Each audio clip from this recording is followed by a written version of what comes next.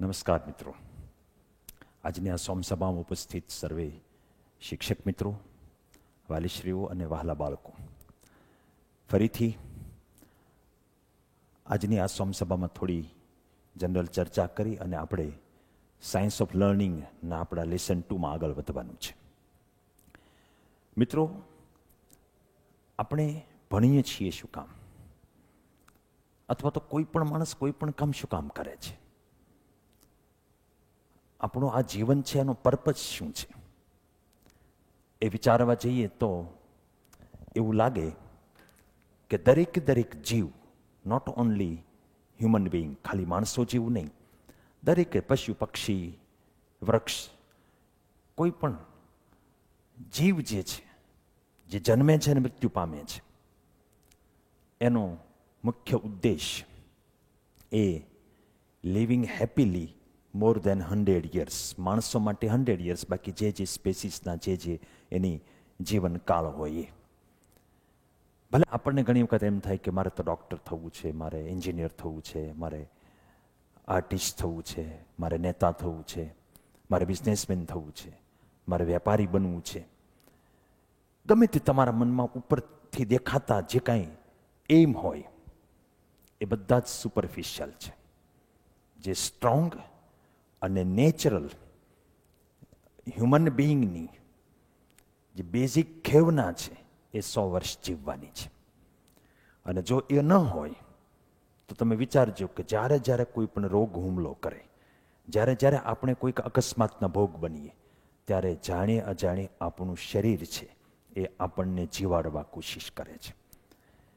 કોઈ માણસને ભૂલથી ધારો કે ઊંડા પાણીમાં પડી જાય છે, એને જો તરતા આવડતું હોય તો એનું મૃત્યુ થાય જ નહીં, કારણ કે શરીર ટ્રાય કરે છે અને મેક્સિમમ જીવાડવાની. જેમ કે કોરોનાની મહામારી છે, એ કોરોનાનો હુમલો કરશે તો મેડિકલ સાયન્સની અંદર કોઈ અત્યારે એની દવા નથી. કોણ એને સાજા કરે છે? એનું શરીર. એટલે શરીરને પોતાને 100 વર્ષ જીવવું છે. આપણા ઈશાવાસ્ય ઉપનિષદમાં પણ કીધું છે કે કુર્મન્નેવ ઇહ કર્માણી શતમ જીવ સમાહ. કાર્ય કરતા 100 વર્ષ જીવવું એ આપણા શાસ્ત્રોમાં પણ એક નિહિત કરેલ વ્યવસ્થા છે. જાપાનની અંદર એક ઓકિનાવા આઇલેન્ડ છે. ત્યાંના લોકો નોર્મલી 100 વર્ષ જીવે છે. એની એવરેજ આયુષ 100ની બહાર છે. આખા વર્લ્ડમાં મેક્સિમમ સેન્ટિનેરિયન એ પ્રદેશમાંથી છે. ત્યાં 2 લેખકોએ 2 વર્ષ સુધી રિસર્ચ કરી અને એક બુક બનાવી છે. એ બુકનું ટાઇટલ છે ઇકિગાઈ. જાપાનીઝ વર્ડ છે. એનો મિનિંગ થાય finding purpose of your life. જીવનનો હેતુ માણસ શોધી લે અને પછી એ હેતુને વળગી રહીને મન લગાવી અને આજીવન કામ કરતો રહે તો એ 100 વર્ષ હેપીલી જીવી શકે. આ બુકનો સાર છે. તમે કોઈ કલાકારને એવો જોયો હશે, કોઈ સફાઈ કર્મીને એવો જોયો હશે, કોઈ શિક્ષકને એવો જોયો હશે, કોઈ ડૉક્ટરને એવા જોયા હશે, કોઈ એન્જિનિયરને જોયા હશે કે જે પોતાના કાર્યમાં ઓતપ્રોત હોય, દુનિયાની એને બહુ ભાન ના હોય અને જીવ પરોવીને એ એમાં જ રત રહે. એક પ્રકારના ફ્લોમાં આવી ગયા કહેવાય. પોતાના કામમાં જે ખોવાય છે. સાયન્ટિસ્ટ છે આપણે જોઈએ છીએ, આવા લોકો અનાયાસે જ તે 90-100 વર્ષ જીવતા હોય છે. કારણ કે એમનું મન જે છે એને એક પર્પઝ પકડાઈ ગયો છે. તમે વિદ્યાર્થીઓ છો, 11th 12th આવા ધોરણની અંદર તમે આવ્યા ત્યારે તમારા જે એમ હોય એ આપણે સમજીએ છીએ કંઈક આવા ટાઈપના હોય. કોઈને ડૉક્ટર થવું છે, એન્જિનિયર થવું છે, કોઈને IAS IPS ઓફિસર થવું છે, કોઈને પ્રોફેસર થવું છે, બિઝનેસમેન થવું હોય, કોઈને રાજકારણી થવું હોય, કે કોઈને લેખક થવું હોય, કોઈ સ્પોર્ટ્સમેન બને, રમતવીર, તો કોઈ છે એ કલાકાર બને, આર્ટિસ્ટ, અથવા તો કોઈ વૈજ્ઞાનિક બને. આ બધા જે એમ છે એ બધા જ સુપરફિશિયલ એમ છે. જો તમારો એમ નોબલ હોય તો એમાંથી તમને ઇકિગાઈ મળે તમારા જીવનનું. ઇકિગાઈ એટલે જીવનનો પર્પસ. આજે બહુ થોડીક સ્પિરિચ્યુઅલ વાત તમારી સાથે કરું છું.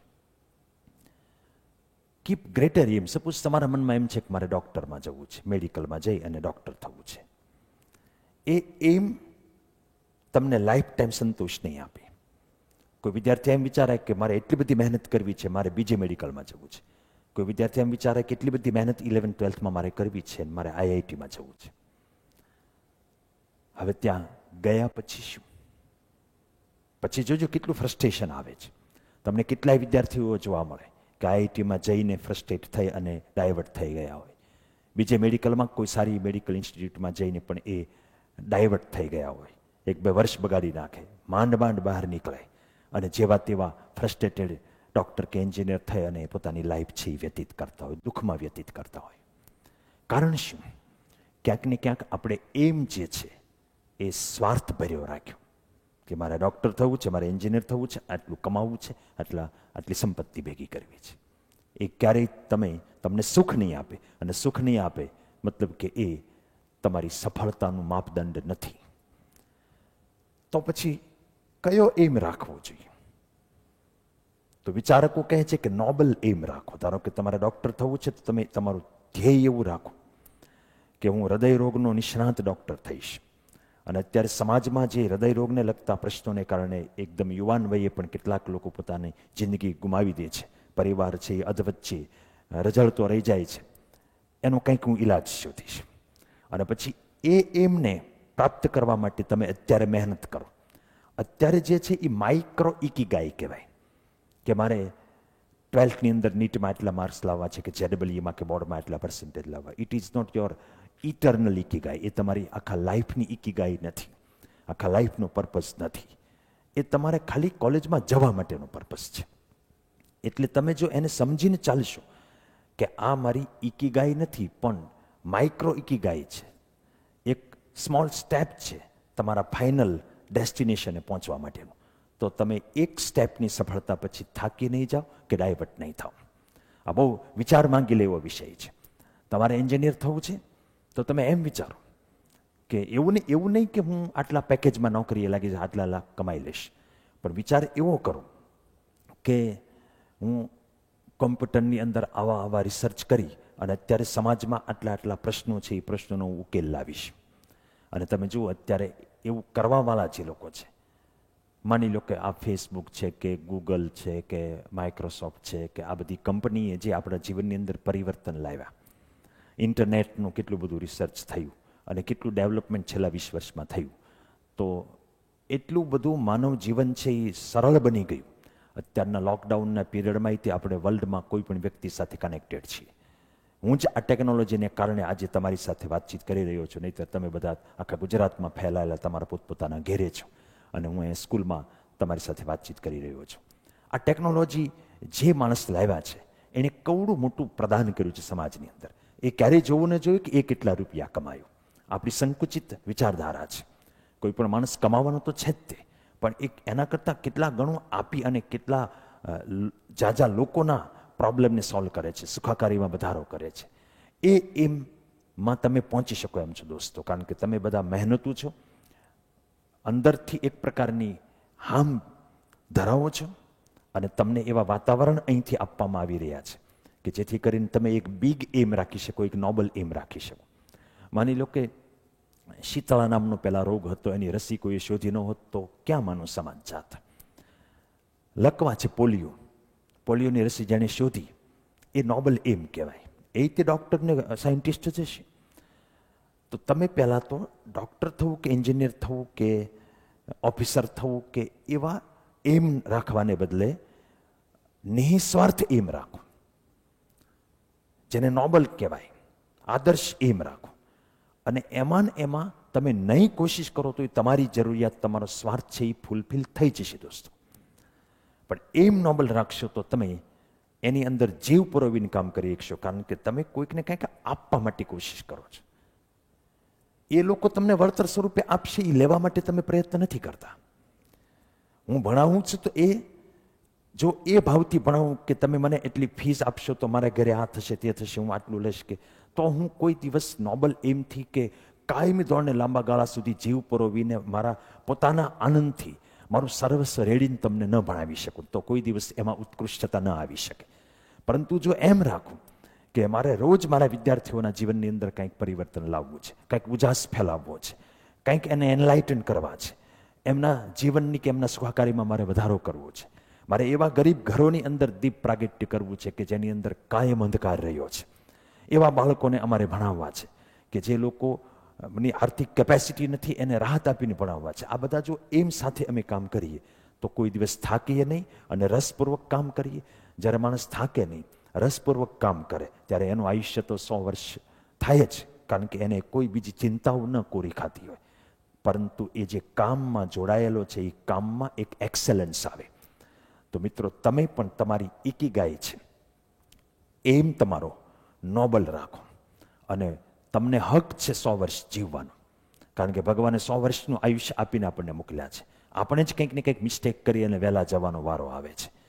એટલે બેસ્ટ વસ્તુ એ છે કે તમારો પર્પઝ લાઈફનો શોધી લો અને એને નોબલ રાખો, સ્વાર્થી નહીં. નહીંતર એ સફળતા કહેવાય જ નહીં, કારણ કે સફળતા મટીરિયલથી નથી મપાતી. કેટલી સંપત્તિ છે, કેટલી બેંક બેલેન્સ છે, એનાથી નથી મપાતી. તમે કેટલા હેપી છો એનાથી મપાય છે. અને જો સ્વાર્થ સાથે તમે કોઈ પણ વસ્તુ પ્રાપ્ત કરશો તો happiness is something which you will never get. એટલે કોઈકનું કલ્યાણ કરવાના ભાવથી તમે કામ કરો. દરેક કામની પ્રાઇઝ હોય તમને મળવાની જ છે, પરંતુ મનની અંદર એ ધ્યેય નહીં રાખીએ. આપણે આ નોબલ એમ રાખીએ. હવે તમે નોબલ એમ રાખ્યો છે તો એના માટે તમારે પહેલાં સારી કોલેજમાં એડમિશન લેવું પડે. મિત્રો, જો સારી કોલેજમાં તમે એડમિશન નહીં લો તો ત્યાં તમને સારી સોબત નહીં મળે, સારા મિત્રો નહીં મળે કે સારું વાતાવરણ નહીં મળે. એટલે ગુડ કોલેજ, ગુડ કંપની અને ગુડ એન્વાયરમેન્ટ. હું તો એન્જિનિયરિંગ ફિલ્ડમાં ઘણા વખતથી રહ્યો છું, 15 વર્ષ મેં પણ જોબ કરેલી છે. તો મેં જોયેલું છે કે સામાન્ય કોલેજ હોય, જ્યાં માંડ માંડ એડમિશન મળ્યું હોય, એવી કોલેજમાં જાઓ ને છોકરાઓ બધા ધીંગા મસ્તી કરતા હોય, ત્યારે તમને કોઈ ગ્રુપ ડિસ્કશનની અંદર કે ટાઈમ પાસની અંદર ક્યાંય એવા આદર્શ એમ ન દેખાય કે આપણે આવું કંઈક ક્રિએટ કરવું છે.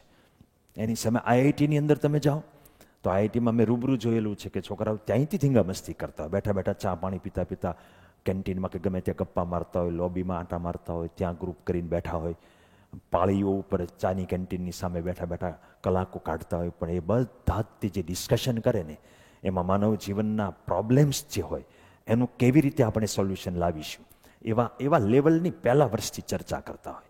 પોતાને જીવનમાં શું પ્રાપ્ત કરવું છે એ ધ્યેય જે રાખશે એ વહેલો મોડો દુઃખી થવાનો છે. એટલે હવે તમે જો તમારે 100 વર્ષ જીવવાનો એક તમને અધિકાર છે ધ્યેય રાખવા, તો એને માટે તમારે ઇકીગાઈ શોધવી પડે. અને એ ઇકીગાઈ તો જ તમને મળશે, અંદરથી આનંદ તો જ આપશે કે એ નોબલ એમ હશે. અને નોબલ એમ એટલે તમારે એક્સ્ટ્રા ઓર્ડિનરી કંઈક કરવું પડે. માંડ માંડ તમને મેડિકલમાં મળે કે જેવી તેવી કોલેજમાં એન્જિનિયરિંગમાં મળે તો તમે કોઈ દિવસ આમ સરળતાથી ઉદાત્ત હેતુ તમારો સિદ્ધ નહીં કરી શકો. કારણ કે થોડુંક બીજા લોકોથી તમારે મુઠ્ઠી ઊંચેરા રહેવું જરૂરી છે. એને માટે જરૂરી છે કે તમે કોલેજ સારી પકડો, કારણ કે ત્યાં તમને સારા મોટિવેટેડ અને ટેલેન્ટેડ અને પોતે પણ કંઈક એમ રાખીને આવેલા વિદ્યાર્થીઓની સોબત મળશે. અને ત્યાં આખા કેમ્પસનું પણ એન્વાયરમેન્ટ એવું હશે. એના એલ્યુમનાઈની અંદર પણ એવા બધા માણસો બહાર પડ્યા હશે જે તમને પ્રોત્સાહિત કરે. જેમ તમે જ્ઞાનમંજરીમાં હો તો તમને ઓટોમેટિક વાઇબ્રેશન એવા આવે કે મારે તનતોડ મહેનત કરવી છે, કારણ કે અહીંના એલ્યુમનાઈના તમે હિસ્ટ્રી જાણતા હો કે કેવી કેવી મહેનત કરીને વિદ્યાર્થીઓ ક્યાં ક્યાં પહોંચ્યા છે. હવે આ સારી કોલેજમાં જવા માટે તમારે સખત અને સતત રેઝિલિયન્ટ રહી અને મહેનત કરવી પડશે. એને માટે right action at right time. મિત્રો, તમારે તમારી ઇકીગાઈને પામવા માટે, નોબલ એમ છે એને સર્વ કરવા માટે સારી કોલેજમાં જવું જરૂરી છે. ત્યાં જવા માટે ખૂબ ભીષણ સ્પર્ધા છે, ગળાકાપ સ્પર્ધા છે. એટલે તમારે સખત મહેનત કરવી પડે. પણ ક્યારે મહેનત કરવાની? 11th 12th એ રાઈટ ટાઈમ છે. જ્યારે સમય આવે ત્યારે તમે એક્શન ના લો તો ભૂતકાળમાં તમે ગમે એટલા હોશિયાર હો, કશું કામમાં નહીં આવે. જે માણસ કોઈ એવી દલીલ પોતાના મનને કરે છે કે આવા વાતાવરણની અંદર હું કેવી રીતે કામ કરી શકીશ, અથવા તો 1 વર્ષથી હું કામ કરું છું, 12મા ધોરણમાં હોય એમ વિચાર કે 1 વર્ષથી કામ કરું, હવે થોડો કંટાળો આવે છે, ફલાણું આવડતું નથી, મને ઓનલાઈન એજ્યુકેશન ફાવતું નથી, ઘરે થોડુંક ડિસ્ટર્બન્સ રહ્યા કરે છે, સ્કૂલ જેવી મજા આવતી નથી. તમે તમારી સામે તમારા દુશ્મનોને ઊભા કરતા જાઓ છો ધીમે ધીમે. ઘણા એમ વિચારી જશે 11th વાળા હોય તો કે હજી તો 11th શરૂ નથી થયું, જવા દો ને, થોડુંક જલસા કરીએ, મોબાઈલમાં ગેમ રમે, ટીવી જોવે, મૂવી જોવે, મિત્રો સાથે પાર્ટી ચાર્ટી કરે. એ લોકો સમજતા નથી કે આ રાઈટ ટાઈમે રાઈટ એક્શન નહીં લઈએ તો આપણે આપણી ઈચ્છાઓ મુજબના લક્ષ્યાંક સુધી પહોંચી નહીં શકીએ. તો આ રાઈટ ટાઈમ તમારો ચાલી રહ્યો છે. દરેક વિદ્યાર્થીએ સખતમાં સખત સ્માર્ટલી મહેનત કરવી જોઈશે. જે રીતે તમને અહીંથી કહેવામાં આવે છે એ રીતે મહેનત કરવી જોઈશે. ઘરની અંદર એક વર્ચ્યુઅલ સ્કૂલનું વાતાવરણ ઊભું કરી દરેક માતા પિતા, જેમને અમે હોમ ટીચર તરીકેની, એક સ્વયંસેવક તરીકેની, વોલન્ટિયર તરીકેની ફરજ સોંપી છે, એ પણ એમાં ધ્યાન દેશે અને આપણે બધા સાથે મળીને આ પડકાર છે એમાંથી બહાર નીકળી શકીશું. પણ બિગેસ્ટ પ્રોબ્લેમ અત્યારે જે દેખાય છે એ બોર્ડમ એન્ડ નેગેટિવિટી. કંટાળો આવે અથવા તો નકારાત્મક વિચારો આવે. મને નહીં આવડે તો એક એક્ઝામની અંદર થોડાક માર્ક ઓછા આવે ત્યાં નાસીપાસ થઈ જાય. ઓનલાઈન ટેસ્ટનો અમે પ્રયોગ કરીએ અને 10 મિનિટ ઓનલાઈન ટેસ્ટ હાલે નહીં ત્યાં તો આખું ઘર ટેન્શનમાં આવી જાય.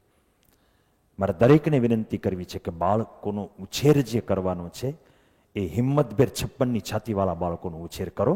નાની નાની બાબતની અંદર તમે ટેન્શનમાં આવો તો સામે બાળક ટેન્શનમાં આવે છે. અને નાની બાબતમાં જે માણસ ટેન્શનમાં આવે એ માણસો જીવનના બધા આખા જીવનના પ્રશ્નો કેવી રીતે સોલ્વ કરી શકશે? તમે જુઓ, આ બધું બાળ ઉછેર જે છે, ઘરનું વાતાવરણ જે છે જોયફુલ અને એક્સાઇટેડ ના હોય અને કોન્ફિડન્ટ ન હોય, આનંદિત ના હોય અને એકલી ચિંતાઓ જ ભરી ભરીને ગોતી ગોતીને લાવતા હોય ગામમાંથી, એ ઘરના બાળકો છે એ જીવનની સમસ્યાઓ છે એ સુપેરે સામનો કરી શકતા નથી ને અધવચ્ચે જીવન ટૂંકાવે છે. એટલે મારી વાલી મિત્રોને પણ નમ્ર અરજ છે કે વાતાવરણ જે છે ઘરનું એ એક્સાઇટિંગ રાખો, જોયફુલ રાખો, કોન્ફિડન્ટ રાખો, પોઝિટિવ રાખો, ચિંતા રહિત રાખો. સર્વશક્તિમાન ઈશ્વર છે જ, એની ઈચ્છા વગર એક પાંદડું હલતું નથી. નઠારી ચિંતા નહીં કર્યા કરો. બાળકને કદાચ ધારો કે મેડિકલમાં નહીં મળે તો કંઈ જિંદગી હારી નથી જતું, આઈઆઈટીમાં નહીં મળે તો કાંઈ વાંધો નહીં. જીવન સંસારની અંદર કેટલાય ક્ષેત્રો છે, એને સફળતાનો સ્વાદ આપણે ચખાડીએ પણ એની નિષ્ફળતાનો સામનો કરવાનું જ્ઞાન પણ આપણે આપવું પડશે. Biggest problem boredom and negativity.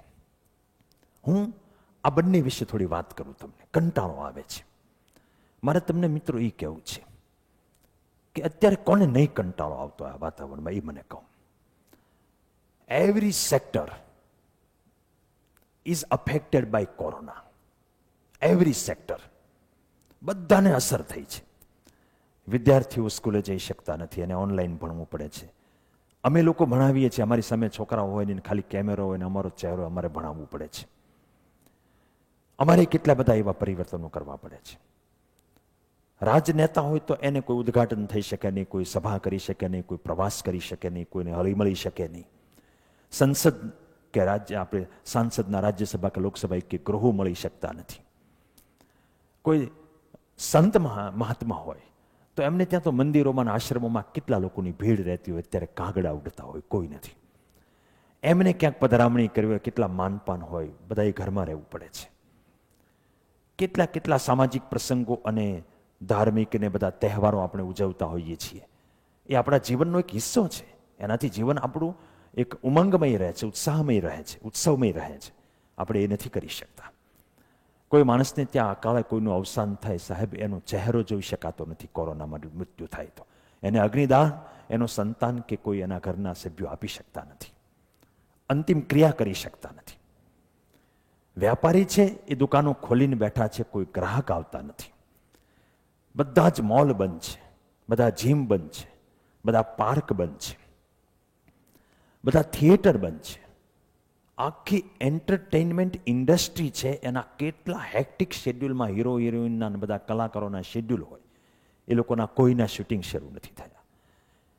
Tourism industry આખી સ્ટોપ છે, હોટેલો બધી બંધ છે, રેસ્ટોરન્ટો બંધ જેવી હાલતમાં છે, ઇન્ટરનેશનલ ફ્લાઇટ બંધ છે, ટ્રેન અને બસમાં પાંખી હાજરી જોવા મળે છે. અનિવાર્ય સંજોગો સિવાય કોઈ ટ્રાવેલ કરતા નથી. આપણે ક્યારેય આ રીતે જીવવા ટેવાયેલા હતા? આપણે બહાર નીકળીએ તો માસ્ક બાંધી રાખવું પડે છે. ઘરના અને કુટુંબના સગાવાલા 5 ભેગા થઈને આપણે આનંદ પ્રબોધ નથી કરી શકતા. ખુદ ભગવાનના મંદિરો બંધ છે, હમણાં થોડા થોડા શરતો સાથે ખોલવામાં આવ્યા છે. ભગવાન પણ કોરોનાથી કંટાળેલ છે. તો આપણે તો મનુષ્ય છીએ, બધાને કંટાળો હોય, પણ એ કંટાળામાં કંટાળીને આપણે નિષ્કામ બની જવાનું, આપણી ફરજ છોડી દેવાની એ રસ્તો છે કે એમાંથી રસ્તો કાઢવો એ રસ્તો છે? જે ડોક્ટર છે, નર્સિસ છે, પેરામેડિકલ સ્ટાફ છે, હેલ્થની આખી સિસ્ટમ લઈ લો, તમે વહીવટી તંત્ર આખું લઈ લો, લો એન્ડ ઓર્ડરનું આખું પોલીસ તંત્ર લઈ લો, આર્મી લઈ લો. તમે એમ માનો છો કે આવા વાતાવરણની અંદર એમને દવાખાનાઓ ચાલુ રાખવા છે, ટ્રીટમેન્ટ ચાલુ રાખવી છે, એમને ગમતું હશે? એમ કહેશે કે મને કંટાળો આવે, હું આ દવાખાને નહીં જાઉં? દરેક વ્યક્તિ છે. આજે અમે અમારા શિક્ષકો 2-2 લાખના સેલરી વાળા હોય, એ તમને ફોન કરીને તમારી સાથે વાતો કરતા હોય. એ લોકો ફોન કરવા માટે છે, એમને કંટાળો નહીં આવતો હોય? ઓનલાઈન ભણાવવામાં તમને ભણવામાં કંટાળો આવે એમ ભણાવવામાં જ બધાને કંટાળો આવે છે. There are several problems we are facing. પરંતુ મિત્રો, આપણી ડ્યુટીથી વિમુખ નહીં થઈ શકીએ. અમારી ભણાવવાની ડ્યુટી છે, તમને પ્રોત્સાહન પૂરું પાડવાની ડ્યુટી છે, એ અમારે બજાવવી પડશે. તમારે ભણવાની ડ્યુટી છે, તમારે ભણવું પડશે. એટલે તમે જેવું વિચારશો એવું થશે. બીજા બધા જ ક્ષેત્રો કરતા યુ આર બેસ્ટ પોઝિશન. તમારે તો માત્ર ભણવાનું કામ કરવાનું છે. તમારે દિવસના માની લો કે 2 લેક્ચર હોય તો ઓનલાઈન એજ્યુકેશન પ્રાપ્ત કરવાનું 3 કલાક છે કે 2.5 કલાક છે. પછી તો અમસ્તું તમે સ્કૂલે હોત તો તમારે હોમવર્ક જ કરવાનું હતું, પ્રિપેરેશન જ કરવાની હતી, ટેસ્ટ જ આપવાની હતી. એટલે સૌથી ઓછી અસર હું સમજુ છું ત્યાં સુધી વિદ્યાર્થી લોકો તમને થઈ છે, એમાંય તે જ્ઞાનમંજરીના જે 11-12ના બાળકો છે એને સૌથી ઓછી અસર થઈ. એટલે તમે મનમાંથી એ કાઢી નાખો. આપણે માઇન્ડમાં જે રાખીશું ને એ જ થશે. જો તમે એમ માનશો કે મને કંટાળો આવે છે તો કંટાળો આવશે. તમે પરિસ્થિતિ સ્વીકારી લેશો કે આમાં કંટાળો છે ને હું મારા નોબલ એમ માટે, મારા જીવનના એક પર્પઝ માટે કામ કરી રહ્યો છું, તો તમે બહુ બિંદાસ થઈને કામ કરી શકશો. Find purpose in suffering. મિત્રો, એક વિક્ટર ફ્રેન્કલ કરીને સાયકોથેરાપિસ્ટ થઈ ગયા, 97માં એમનું ડેથ થયું. એ યહૂદી હતા અને જર્મનીમાં હતા. જ્યારે બીજા વર્લ્ડ વોર વખતે બધા યહૂદીઓને કોન્સન્ટ્રેશન કેમ્પની અંદર ત્રાસ આપી રીબાવીને મારી નાખવામાં આવતા હતા હિટલરની ગવર્મેન્ટ દ્વારા, હિટલરની સેના દ્વારા. ત્યારે તેઓ વિક્ટર ફ્રેન્કલ 3 વર્ષ કોન્સન્ટ્રેશન કેમ્પમાં હતા અને ત્યાં એવી યાતનાઓમાંથી લોકો પસાર થાય કે લોકો મૃત્યુ મેળવવા માટે કરગરે, જેથી અમે આ યાતનામાંથી છૂટી શકીએ. એ વખતે આ પોતે સાયકિયાટ્રિસ્ટ હતા ડૉક્ટર ફ્રેન્કલ. એટલે એમણે રિસર્ચ કરી અને એમણે જોયું કે કદાવર શરીર હોય એવા ત્રાસ સહન ન કરી શકવાથી મૃત્યુ પામતા હતા. અને અમુક સાવ ખખોડી મખોડી શરીરવાળા હોય ને, વીક બોડી હોય, પરંતુ એમણે એમના જે ત્રાસદી હતી એમાંથી એમણે જે પર્પસ શોધી નાખ્યો, એ લોકો જીવી ગયા. અને એના ઉપરથી એમણે એક finding purpose in your life એવી બુક એમણે લખી. અને એમાં એમણે કીધું છે કે વીક શરીરવાળા પણ આટલા દુઃખોમાં જીવી કેમ ગયા? એનું કારણ છે કે એમણે પર્પઝ શોધી લીધો હતો કે હું સહન એટલે કરું છું કે બીજા કેમ્પમાં મારો દીકરો છે એને મારે મળવું છે. હું સહન એટલે કરું છું કે ત્રીજા કેમ્પની અંદર મારી પત્ની છે, મારે એની સાથે સુખેથી જીવવું છે, હું આમાંથી બચવા માંગુ છું. એ લોકો જીવી ગયા. જે લોકો યાતનાઓ ભોગવી છે પણ એને એ દુઃખમાંથી એને પર્પસ બનાવી નાખ્યો છે, એ લોકો સફળ પણ થાય છે અને જીવી પણ જાય છે. નેલ્સન મંડેલાની વાત તમે સાંભળી હશે. સાઉથ આફ્રિકાના નેતા, કાળા ગોરાના ભેદ વિરુદ્ધ આંદોલન ચલાવે, અંગ્રેજો શાસન કરે, અંગ્રેજો એમને જેલમાં પૂર્યા. 27 વર્ષ એ જેલમાં સબડ્યા. જેલમાં તે સખત કારાવાસ હતો. વચ્ચે એના માતાનું મૃત્યુ થાય તો એને મળવા દેવામાં ના આવે. પત્નીએ છૂટાછેડા લઈ લીધા. તમામ પ્રકારની સરકારી યાતનાઓ એને આપવામાં આવી.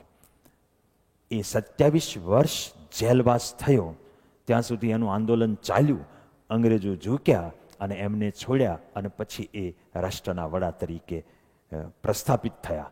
જસ્ટ ઇમેજિન કરો કે આવી યાતના સભર અડધી જુવાની, એની જુવાનીની એટલે અડધી જિંદગી ગણો તો આખી જુવાની એની, યુવાન વય આખી જેલમાં ગઈ, છતાંય તે હાર્યા નહીં, કારણ કે એમણે પર્પઝ શોધી લીધો હતો કે હું આ યાતના એટલી સહન કરું છું કે મારે કાળા અને ગોરાનો ભેદ છે એ મિટાવી દેવો છે અને મારા રાષ્ટ્રની અંદર મારે સુખ અને શાંતિ પુનઃ પ્રસ્થાપિત કરવી છે. મારે અંગ્રેજ અને ગોરી સરકાર છે એને સત્તામાંથી હટાવવા છે. મિત્રો, ગાંધીજીએ કેટલા કેટલા દુઃખો સહન કર્યા. તમે જે જગ્યાએ જુઓ, આ તો દેખીતા જેલમાં જાય એને આપણે દુઃખ કહીએ છીએ. બાકી કોઈ પણ માણસ, વિદ્યાર્થીઓ જે મહેનત કરે છે એ કેટલા કેટલા દુઃખ વેઠીને મહેનત કરી અને આગળ વધતા હોય છે. સ્પોર્ટ્સમેન કેટલા કેટલા સંકટોનો સામનો કરીને આગળ વધતા હોય છે. મેં તમને અગાઉ કદાચ વાત કરી હતી કે અરુણિમા સિંહા છે એ માઉન્ટેનિયરિંગના એક્સપર્ટને એક ટ્રેનમાં જતા હતા અને અકસ્માતે કોઈક હુમલો થયો અને એમને ફેંકી દેવામાં આવ્યા, એમના બંને પગ કાપવા પડ્યા. જ્યારે એ હોસ્પિટલમાં ભાનમાં આવ્યા ત્યારે ખબર પડી કે મારા તો બંને પગ કાપી નાખ્યા. જીવનનો મકસદ હતો કે એવરેસ્ટ મારે સર કરવું અને વિશ્વના ઊંચામાં ઊંચા શિખરો છે મારે સર કરવા છે, બધા રેકોર્ડ્સ બનાવવા છે. એ બધા ચકનાચૂર થઈ ગયા કાચી સેકન્ડમાં. પરંતુ એણે નકલી પગ નખાવ્યા, સફર કર્યું બધી વસ્તુ, અને નકલી પગ સાથે હમણાં 2 વર્ષ પહેલા એણે એવરેસ્ટ સર કર્યું. તમારે તો કંટાળો તો નાની વસ્તુ છે દોસ્તો. કંટાળાની સામે ઝૂકવાનું નથી. તમારા જીવનનો પર્પસ છે, એના માટે રાઈટ એક્શન રાઈટ ટાઈમે લેવી પડે એમ છે, તમારે મહેનત કરવી પડે એમ છે, અને એમાં કોઈ છૂટકો નથી. There is no alternative. બીજો મુદ્દો આવે નેગેટિવિટી. મને દાખલા નથી આવડતા, મને ટેસ્ટમાં બીક લાગે છે, મને અત્યારે માર્ક આવે છે પણ સાચી નીટમાં, સાચી JEEમાં કે સાચા બોર્ડમાં માર્ક આવશે કે કેમ. કરેલું હોય એ આવડે છે પણ અજાણ્યો પ્રશ્ન આવે તો મને સમજાતું નથી. માઇન્ડ બ્લેન્ક થઈ જાય છે, ટેન્શન રહ્યા કરે છે. ઘરમાં કંઈક નાના મોટું થાય તો ટેન્શન, માર્ક થોડા ફ્લક્ચ્યુએટ થાય તો મૂડ ડાઉન થઈ જાય, મિત્રોના માર્ક થોડાક સારા આવે ને આપણા એની સાપેક્ષે નબળા આવે એટલે આપણે નર્વસ થઈ જઈએ, આખું ઘર નર્વસ થઈ જાય. નેગેટિવિટી દોસ્તો તમને ક્યારેય સફળતા નહીં અપાવે. આપણે સાયન્સ ઓફ લર્નિંગમાં જોયું કે નકારાત્મકતા જે છે એ ડેન્જરસ છે. આપણા માઇન્ડના 2 ફેઝ છે, કોન્શિયસ અને સબકોન્શિયસ માઇન્ડ. કોન્શિયસ એટલે જાગૃત મન અને સબકોન્શિયસ એટલે અજાગ્રત મન. આ જાગ્રત મન જે છે એનામાં બધી જ બુદ્ધિ છે, એનામાં વિચાર શક્તિ છે, એનામાં લોજિકલ પાવર છે. એ સારું નરસું પારખી શકે છે, શું કરવું એ વિચારી શકે છે. સબકોન્શિયસ માઇન્ડ જે છે એ નોકર જેવું કામ કરે છે. કોન્શિયસ માઇન્ડ જે કમાન્ડ આપે એ પ્રમાણે સબકોન્શિયસ માઇન્ડ કરે. એક નોકર છે પરંતુ એનામાં ટ્રેમેન્ડસ પાવર છે. આપણે સંસારમાં જોયું કે કોઈ છે એવરેસ્ટ સર કરી જાય છે, કોઈ ક્રિકેટમાં માસ્ટર બની જાય છે, કોઈક છે એ દોડવામાં કે ફૂટબોલમાં ગોલ્ડ મેડલ લઈ આવે છે, કોઈ એક્ટર તરીકે મોટા મોટા એવોર્ડ લઈ આવે છે.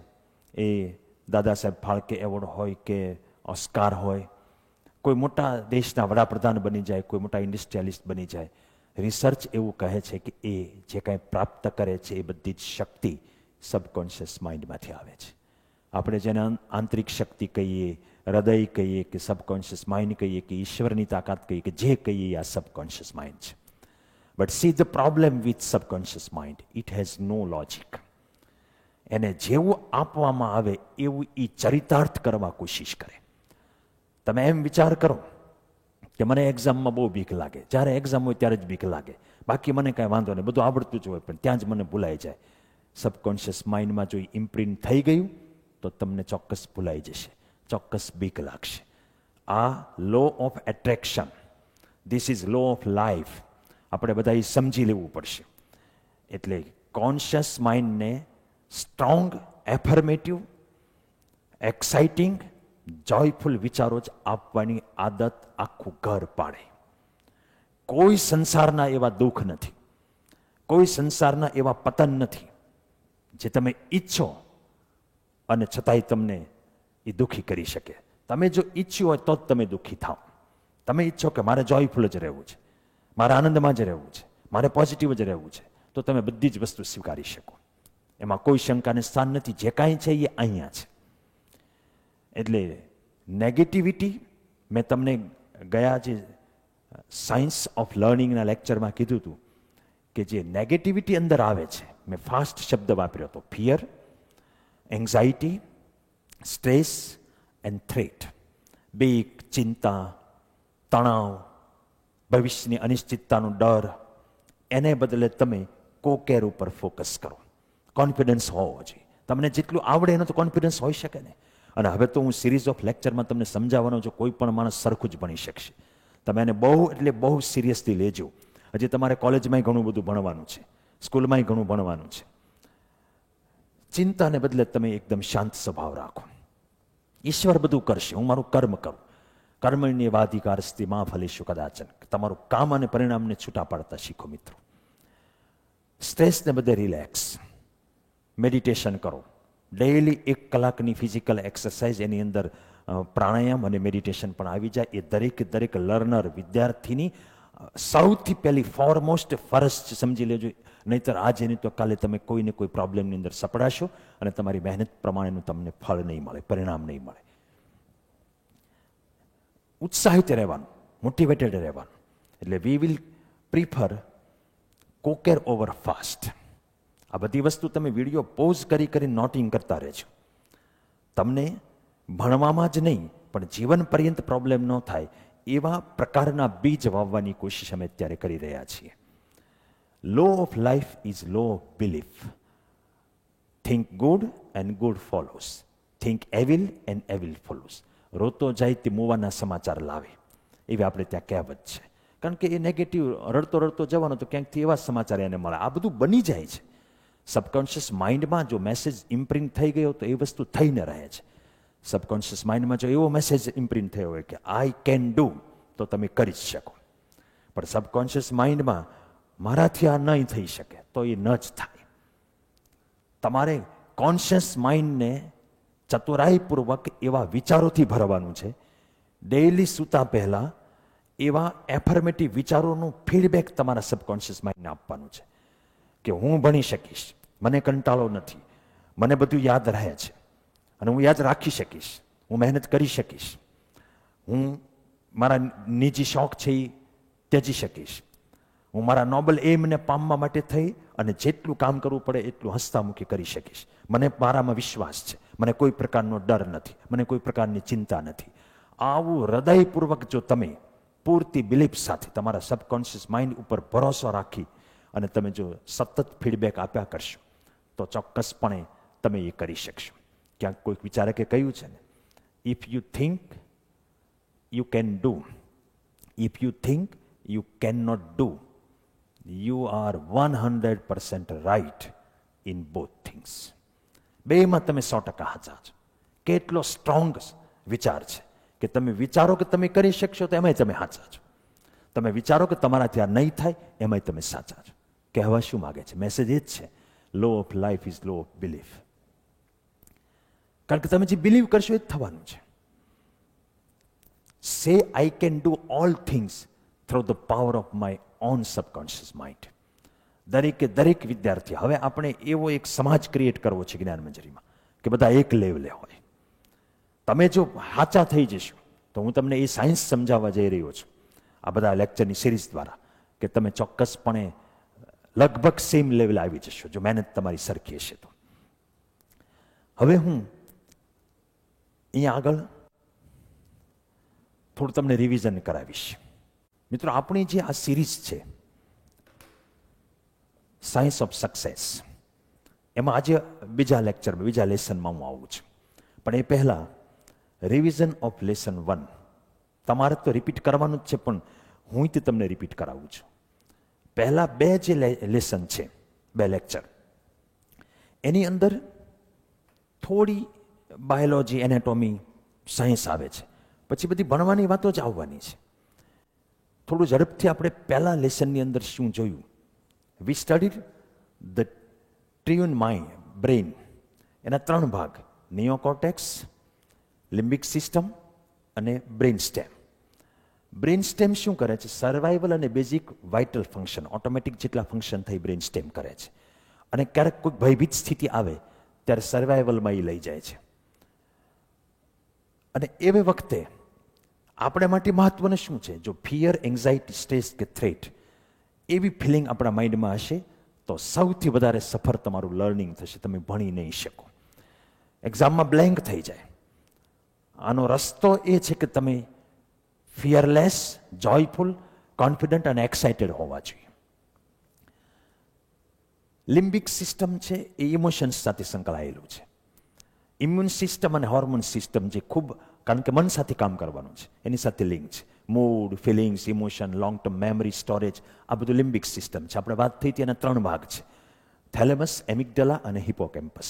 થેલેમસ શું કામ કરે છે? એ 3 પ્રકારની જે માહિતી આવે છે આંખમાંથી, કાનમાંથી અને બોડીમાંથી, એને અપર રોડ અને લોઅર રોડમાં મોકલે છે. વિઝ્યુઅલ, સેન્સરી, આ બધી 5 ઇન્દ્રિયો હોય પણ 3 જ લર્નિંગ માટે વધારે કામની છે. સૂંઘવું, સ્વાદ એની એટલો બધો રોલ નથી એટલે આપણે વાત નથી કરી. તો વિઝ્યુઅલ, ઓડિટરી અને કાઇનેસ્થેટિક. કાઇનેસ્થેટિક એટલે બોડીલી ફંક્શન. આપણે જે બોડીથી લર્નિંગ બાય ડુઈંગ, કંઈક કામ કરીએ, પ્રયોગ કરીએ, નોટ્સ બનાવીએ, એ જે બધું છે. ઓડિટરી એટલે જે સાંભળીએ છીએ. વિઝ્યુઅલ એટલે જે આપણે જોઈને શીખીએ છીએ. એ એમિગડલામાં પણ મોકલે છે. અપર માઇન્ડ જેને કહેવાય, નિયોકોર્ટેક્સ, એના 3 કોર્ટેક્સ એની અંદર આવેલા છે. એક વિઝ્યુઅલ કોર્ટેક્સ, ઓડિટરી કોર્ટેક્સ ને સોમેટોસેન્સરી કોર્ટેક્સ. એમાં મોકલે છે. થેલેમસમાં આવશે એટલે એને ડાયવર્ટ કરશે. પછી એમિગડલામાં જે આવે છે એ ઇમોશનલ કંટ્રોલ સેન્ટર છે. જે ઇન્ફોર્મેશન આવે છે જે ઇન્દ્રિયોમાંથી, જે સેન્સરી ઓર્ગનમાંથી, એને એનાલાઇઝ કરશે. જો આપણે ફિયરમાં હશું તો એ તકલીફ કરશે. અને એવે વખતે આપણું હાયર ઓર્ડર થિંકિંગ છે એ બહાર નીકળી જશે. હાયર ઓર્ડર થિંકિંગ લેવલ જે છે આપણું,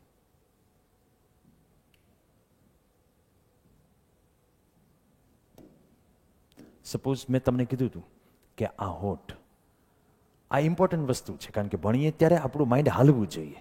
હવે જો આપણી બોડી સર્વાઈવલ મોડમાં આવી જાય, શેને કારણે આવી જાય?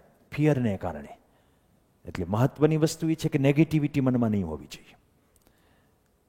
જોય, fun and excitement are extremely important. ખ્યાલ આવે છે? Next point, hippocampus. હિપોકેમ્પસ જે છે એ મેમરી કંટ્રોલ સેન્ટર છે. શોર્ટ ટર્મ મેમરીને એ સ્ટોર કરે અને એ જ ડિસાઇડ કરે કે લોંગ ટર્મ મેમરીમાં કોને લઈ જવું ને કોને ના લઈ જવું. પછી એ લઈ ક્યાં જશે? એ આમાં લઈ જશે. તમારામાં વિઝ્યુઅલી કંઈ પણ આવ્યું તો આમાં મેમરી વિઝ્યુઅલ કોન્ટેક્સમાં સ્ટોર થશે. સાંભળીને કંઈ તમે શીખો છો એ આમાં સ્ટોર થશે. અને સોમેટોસેન્સરી, આપણે કંઈક કામ કરી અને ભણતા હોઈએ, ભણવા માટે જે સ્વયં લર્નિંગ બાય ડુઈંગ બહુ ફેમસ વર્ડ છે, એ એમ થશે. Things that involve strong emotion, તમારો ભાવ જે છે ભણતી વખતે એ જો પોઝિટિવ હશે કે હું મારા એક નોબલ એમને ચરિતાર્થ કરવા માટે, માનવના સમાજની અંદર આવા પરિવર્તન લાવવા માટે મારું આજનું હોમવર્ક કરું છું, મારી આજની ટેસ્ટની તૈયારી કરું છું, મારું આજનું લેક્ચર એટેન્ડ કરું છું, એવા ઉમદા ભાવ સાથે તમે કરશો તો એ તમને જાજો સમય જાજી વસ્તુ યાદ રહેશે. અને તમને જેમાં ઇન્ટરેસ્ટ છે એ બધી વસ્તુ ખૂબ યાદ રહે છે. જે ઠોઠમાં ઠોઠ વિદ્યાર્થીને તમે કહેતા હો એને તે જીવનમાં કેટલું યાદ હોય છે, એને કેટલું આવડતું હોય છે, કારણ કે ત્યાં ભાવનાનો ફરક છે, ફિલિંગ્સનો ફરક છે. એટલે આપણે આટલી વસ્તુ જોઈતી, એને આપણે ધ્યાનમાં રાખી અને આગળ વધીએ. હિપોકેમ્પસ છે, જો ભાવ તમારો ભળશે તો મેમરીમાં વધારે રહેશે. તેથી કહેવાય છે કે positive emotions into learning process can do wonders for your academic success. Academic success માટેની આ સિરીઝ આપણે ચલાવી રહ્યા છીએ અત્યારે. મેસેજ શું હતો? ફિયરમાંથી બહાર નીકળો, ફન, જોય અને એક્સાઇટમેન્ટ રાખો. પછી જે નિયોકોર્ટેક્સ છે, એ નિયોકોર્ટેક્સની અંદર આ 3 જે કોર્ટેક્સ છે એની વાત આવી. એ વિચારશીલ મગજ છે. Critical thinking, reasoning, language, ability to એટલે બહુ ગૂઢ વિચાર કરવા, આ બધી વસ્તુ એ ઉપરનું માઇન્ડ કરે છે. એ 3 ભાગમાં વહેંચાયેલું છે: વિઝ્યુઅલ, ઓડિટરી અને સોમેટોસેન્સરી કોર્ટેક્સ. જે આપણે જોઈએ છીએ એ વિઝ્યુઅલ કોર્ટેક્સમાં જાય, સાંભળીએ છીએ ઓડિટરી કોર્ટેક્સમાં જાય, જે આપણે કંઈક કરીને શીખીએ છીએ એ સોમેટોસેન્સરી કોર્ટેક્સમાં જાય છે. એ પછી પ્રીફ્રન્ટલ સેન્ટરમાં મોકલે છે અને એને સેવ કરે છે. લોંગ ટર્મ મેમરી છે એ જો ક્રિએટ કરવી હોય તો તમારી કોઈ પણ શીખેલી વસ્તુ છે આ કોર્ટેક્સની અંદર સેવ કરવી જોઈએ, અને પરમેનન્ટ મેમરીમાં જવા માટે જરૂરી છે કે તમે આ 3 કોર્ટેક્સનો પૂરો ઉપયોગ કરો. હવે આપણે આજના લેસનની અંદર જઈએ. આ જે લેસન છે એ પણ હજી થોડું સાયન્ટિફિક છે, પછી આપણે ભણવાની જે સલાહ હોય એવા વિષયમાં આપણે આવી જઈશું. એટલે પહેલા 2 લેક્ચર છે એ લર્નિંગનું સાયન્સ છે, અને પછીના લેક્ચર છે એ લર્નિંગની આર્ટ છે, art of learning and science of learning. આમાં જે આપણે મેઇન જોવાનું છે એ 4 કાઇન્ડ્સ ઓફ બ્રેઇન વેવ્સ, એના વિશે હું તમને વાત કરીશ આજે. અને પછી 5 સ્ટેપ છે લર્નિંગના, જેમાં પાછળના બધા જ લેક્ચરમાં લેસનની અંદર આપણે ચર્ચા કરવાના છીએ. તમે કદાચ, મારી તો ત્યાં સુધીની વિનંતી છે કે તમારું ભણવાનું થોડું ઘણું ટેસ્ટમાં કદાચ ભૂલાઈ જાય ને તો ચાલશે, પણ આને તમે સૌથી અગત્યનું સમજજો. આ જે લેક્ચરની સિરીઝ છે એને 4 પ્રકારના બ્રેઇન વેવ્સ આવે છે, તરંગો. આ એની જ ઇમ્પ્રિન્ટ છે, એનો જ ફોટો છે. શું છે એ તમને કહું કે આપણા માઇન્ડની અંદર નર્વ સેલ છે. આ નર્વ સેલ્સ જે છે, કોષો, એને ન્યુરોન્સ કહેવામાં આવે છે. લોકો પહેલાના જમાનામાં 100 બિલિયન ન્યુરોન છે એવું કહેતા. 100 બિલિયન. દોસ્તો, બિલિયન એટલે ખબર પડે ને, મિલિયન એટલે 10⁶ થાય, બિલિયન એટલે 10⁹ થાય. અને આ 100 બિલિયન, આમ તો લેટેસ્ટ રિસર્ચ એમ કે છે કે 86 બિલિયન છે.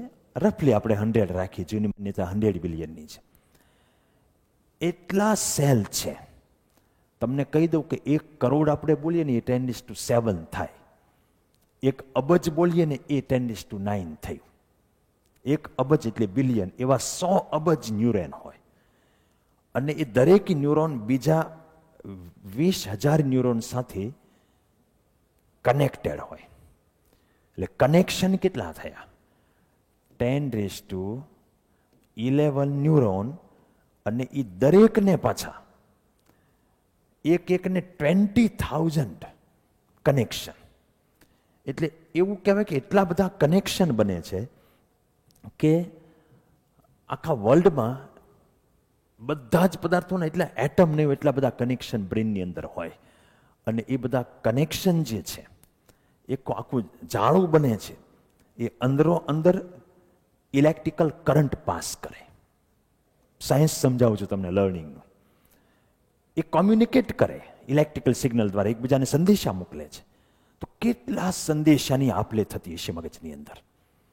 કોઈ પામી જ નથી શીખ્યું. સાયન્સ આધુનિકમાં આધુનિક, મોડર્ન સાયન્સ એ પણ ત્યાં સુધી પહોંચી નથી શક્યું. તમે કદાચ આ શબ્દ સાંભળ્યો હોય કે સાયકેટ્રિસ્ટ પાસે જાવ ને ક્યારેક તમારો EEG લે, અહીંથી ઇલેક્ટ્રો એન્સીફેલોગ્રામ કેવું કંઈક નામ છે, મારું કાંઈ મેડિકલમાં નોલેજ નથી પણ એવું નામ છે એનું. આપણે જેમ ECG લઈએ એમ EEG કહેવાય. એમાં આ બ્રેન વેવ, ઇલેક્ટ્રિકલ કરંટ છે, એને એ માપી શકે છે.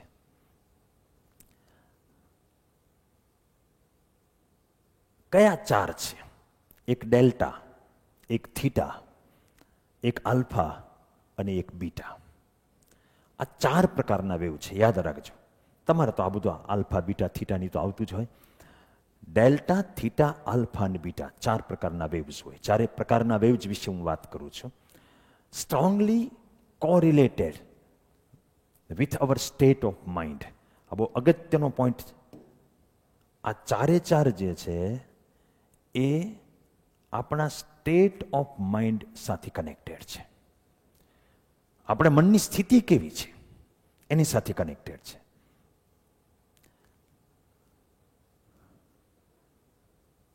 એક એક વેવ્સ વિશે વાત કરીએ. ડેલ્ટા વેવ સ્લોએસ્ટ છે, એની ફ્રીક્વન્સી 0.1 થી 4 હર્ટ્ઝ છે. તમે બધા ફ્રીક્વન્સી જાણો, સાયકલ્સ પર સેકન્ડ. ડીપ સ્લીપ, ડ્રીમલેસ સ્લીપ આપણે લઈએ ને, સપનું ન આવે ને ડીપ ઘસઘસાટ ઊંઘમાં, એ વખતે ડેલ્ટા વેવ્સ જે છે એ એના માટે રિસ્પોન્સિબલ છે. અને એ વખતે બોડી પોતાની જાતને રિપેર કરે. દિવસ દરમિયાન ખોરાકને કારણે, સ્ટ્રેસને કારણે, એક્ટિવિટીને કારણે ઘણા બધા ડેમેજ થતા હોય બોડીની અંદર, બોડીની કેમિસ્ટ્રી બગડતી હોય, એ બધું રિપેરિંગ કામ આ ઊંઘ વખતે થાય છે. થીટા જે છે એની કરતાં થોડાક ફાસ્ટર છે, 4 થી 7 મેગાહર્ટ્ઝ એમની ફ્રીક્વન્સી છે. અર્લી સ્ટેજ ઓફ સ્લીપ, જે ઘસઘસાટ ન હોય પણ શરૂઆતી, જેને મેડિટેટિવ સ્ટેટ પણ કહી શકાય, ધ્યાનમાં બેઠા હોય કેમ અડધા ફરધા હાફ નિંદ્રામાં હોઈએ, એ સ્ટેટ, ત્યારે થીટા વેવ્સનું જનરેશન થતું હોય. આ વેવ્સ છે ને એ ઇમ્પોર્ટન્ટ એ રીતે છે કે memories are processed and stored in this state. આપણે એમ કહીએ છીએ કે હિપોકેમ્પસ છે એ ઉપરના કોર્ટેક્સની અંદર ઇન્ફોર્મેશનને સ્ટોર કરવા માટે આપે છે. તો એ સ્ટોર થવાની અંદર આખી પ્રોસેસ થાય છે. જેમ કોમ્પ્યુટરમાં મેમરી સ્ટોર કરવાની પ્રોસેસ થાય, એમ માઇન્ડની અંદર ન્યુરોન્સ વચ્ચે જે કનેક્શન છે બિલિયન્સ ઓફ, અને એ ક્યારે થાય? જ્યારે તમે મેડિટેશન સ્ટેટમાં હો, મતલબ કે તમારી ઊંઘની, ડીપ ઊંઘની પહેલાનો તબક્કો. તો પહેલા બે જે વેવ્સ છે એ શાના ઉપર ફોકસ કરી તમે સમજી લો જરા, કે તમારી પાસે ઊંઘ છે એ પ્રોપર હોવી જોઈએ. Good night sleep is necessary. જ્ઞાન મંજરીની સ્થાપના થઈ ત્યારથી અહીંયા ભણતા વિદ્યાર્થીઓને અમે આગ્રહપૂર્વક કહેતા આવીએ છીએ કે ઊંઘની બાબતમાં 7 અવર્સ મિનિમમ સ્લીપ હોવી જોઈએ. નાના ધોરણમાં હોય તો 8 કલાકની સ્લીપ હોવી જોઈએ, પણ 11th-12thમાં 7 અવર્સ. ક્યારેય ઉજાગરો નહીં, ક્યારેય ફ્લક્ચ્યુએશન નહીં. આજે 8 વાગ્યામાં સૂઈ ગયા અને કાલે 2 વગાડી દીધા ને, એવું નહીં. કારણ કે એ તમને ડીપ સ્લીપ નહીં આપે. તમે રીશેડ્યુલ કરશો તમારી ઊંઘને, ડીપ સ્લીપ નહીં આવે. અને ડીપ સ્લીપ, ડ્રીમલેસ સ્લીપ એ ઇમ્પોર્ટન્ટ છે તમારી યાદશક્તિ માટે સાયન્ટિફિકલી. અન્ડરસ્ટેન્ડ? પછી મેડિટેટિવ સ્ટેટ, તો મેડિટેશન પણ જરૂરી છે. સાથે ડીપ સ્લીપ આવે ક્યારે? તમારો ખોરાક બરાબર હોય, તમે ફિઝિકલી ફિટ હો, તમને ટેન્શન ન હોય, કોઈ પ્રકારનું ફિયર ન હોય. સ્ટડી સાથે કેટલું આ સાયન્સ જોડાયેલું છે. તમને કદાચ સ્ટ્રાઇક થતી હશે દરેકને કે મને કેમ અમુક જગ્યાએ જલ્દી ભૂલાઈ જાય છે, મને કેમ ફલાણી જગ્યાએ એક્ઝામની બીક લાગે છે. અંદર સાયન્સ શું થઈ રહ્યું છે એ તમને ખબર પડશે આના દ્વારા. પછી એ પ્રમાણે દરેક દોસ્તો છે એ ફેરફાર કરશે. બીટા છે એ હાઈએસ્ટ ફ્રીક્વન્સી 13 to 30 હર્ટ્ઝ. એ એકદમ નોર્મલ અને એલર્ટ કોન્શિયસનેસ સ્ટેટ કહેવાય. મોટા ભાગે આપણે આ સ્ટેટમાં હોય. માની લો કે તમે ડ્રાઇવિંગ કરો છો તો તમે બીટા સ્ટેટમાં હો, મતલબ તમારે એક જગ્યાએ ચકલ વગર બધી જગ્યાએ તમારું ધ્યાન હોય. એટલે ખૂબ એલર્ટ પણ થોડા ચિંતાવાળા, અને માઇન્ડ અલગ અલગ જગ્યાએ ફોકસ કરે એવી જે સ્થિતિ છે, constantly change focus from one to another, એ બીટા સ્ટેટ છે. Which is not good for learning. It is good for driving, it is good for sports. જ્યાં તમારે સતત બધી બાજુ માઇન્ડ દોડાવવાનું હોય ત્યાં બધી બીટા સ્ટેટ છે એ જરૂરી છે. પરંતુ લર્નિંગ માટે એ બેસ્ટ નથી. લર્નિંગ માટે આલ્ફા સ્ટેટ બેસ્ટ છે. આ વેવ જે છે એની ફ્રીક્વન્સી થોડીક હાઈ કરતાં થોડીક લો છે, 7 થી 13 હર્ટ્ઝ. અને અવેક અને એલર્ટ માણસ હોય બટ રિલેક્સ હોય, એ આલ્ફા સ્ટેટ છે. હું આગામી લેક્ચરોની અંદર તમને આલ્ફા સ્ટેટમાં કેવી રીતે આવવું એની ટેકનિક પણ આપીશ.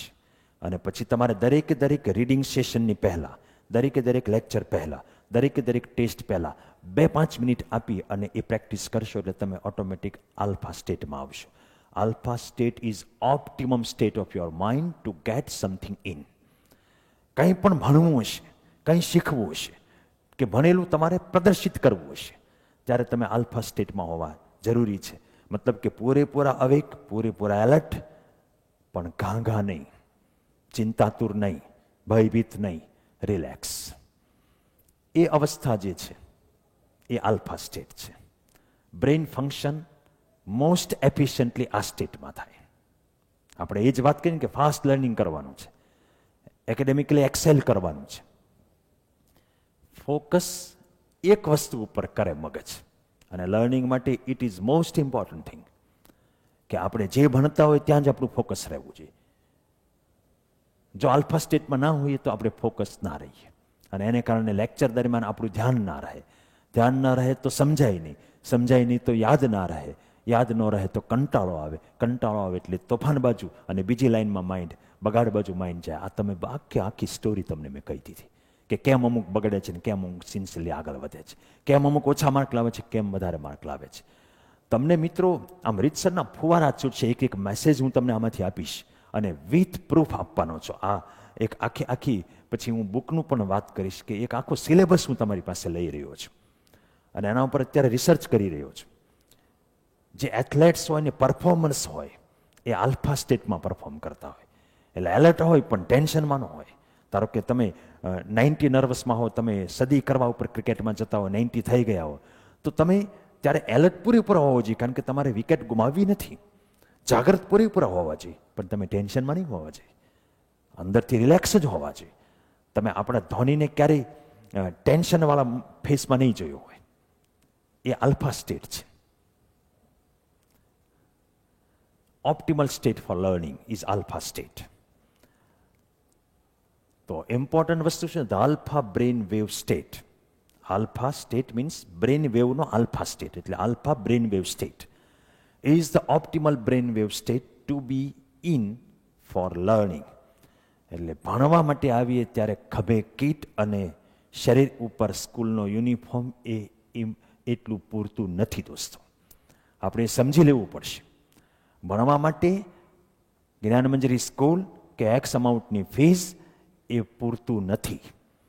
ભણવા માટે તમે જ્યારે એ લેક્ચરમાં આવો કે સેલ્ફ સ્ટડી કરતા હો, આલ્ફા સ્ટેટમાં હોવું બહુ જરૂરી છે.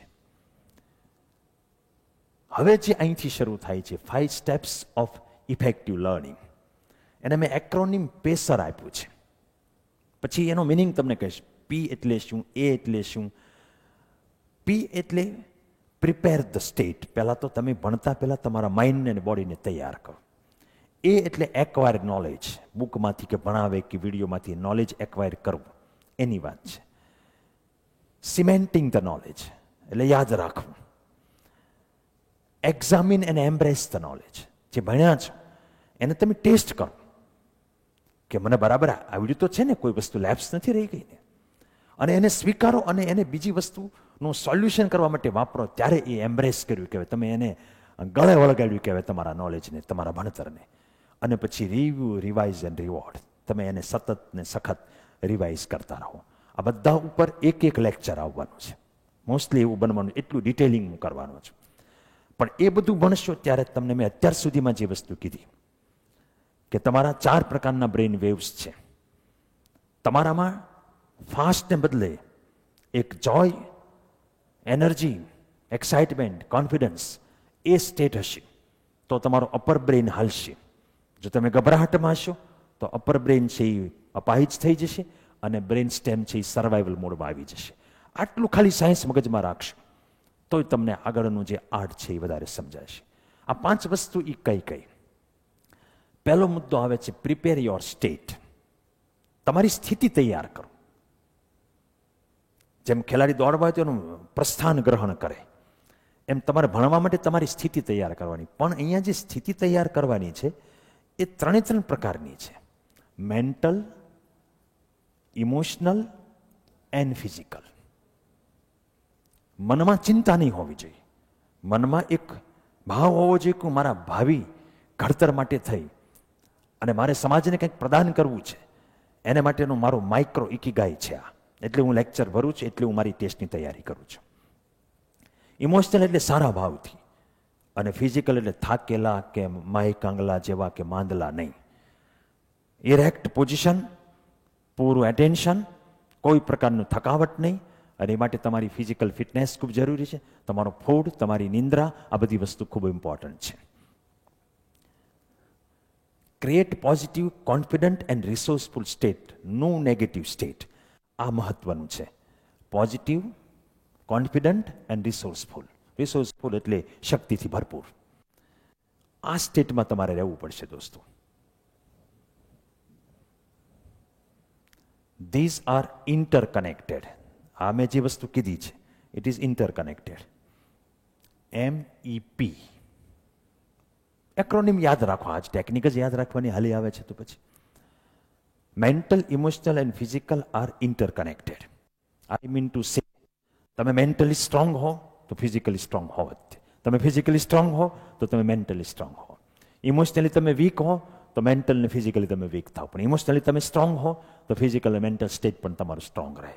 એટલે આ ત્રણ વસ્તુની ટ્રેનિંગ માટે જાજી ટેકનિક વાપરવી પડે એમ નથી. એકને તમે સ્ટ્રોંગ કરો તો એ ત્રણેય સાથોસાથ સ્ટ્રોંગ થશે. એટલે એ ઇઝી છે એમ કહેવા હું માગું છું. એના ચેપ્ટરમાં આપણે કહેશું. બીજું છે acquire the skills and knowledge. Knowledge મેળવવામાં આપણે જ્યારે લેક્ચર એટેન્ડ કરીએ ત્યારે આપણે નોલેજ મેળવી રહ્યા છીએ. ત્યારે આ ત્રણ રસ્તા છે નોલેજ મેળવવાના: વિઝ્યુઅલ, ઓડિટરી અને કાઇનેસ્થેટિક. ફરીથી રિપીટ કરું, જે જોઈને ભણીએ છીએ, જે સાંભળીને ભણીએ છીએ અને જે કરીને ભણીએ છીએ, કંઈક એક્ટિવિટી કરીને ભણીએ છીએ, એ ત્રણ સ્ટાઇલ છે. એ પછી મહત્વની વસ્તુ, create a big picture of what you have to learn. તમે માની લો કે કોઈ લેક્ચર ભરવા જાઓ એ પહેલાં તમારા મોડ્યુલ ઉપર 2 મિનિટ એક નજર નાખી દો.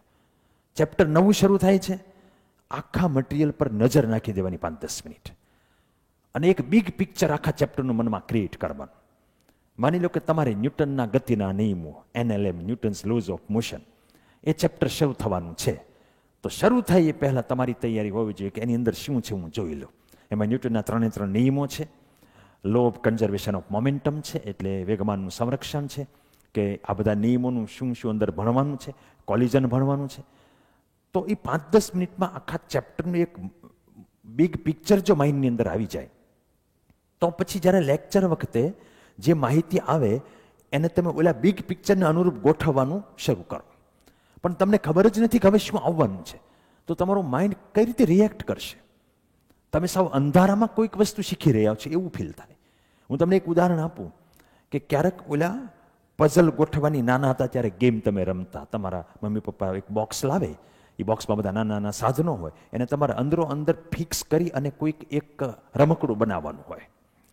હવે જો તમે એ બધા નાના નાના ટુકડાઓ છે એને તમારી મેળે ગમે એમ જોડો તો ઈચ્છવા યોગ્ય પિક્ચર નહીં બને.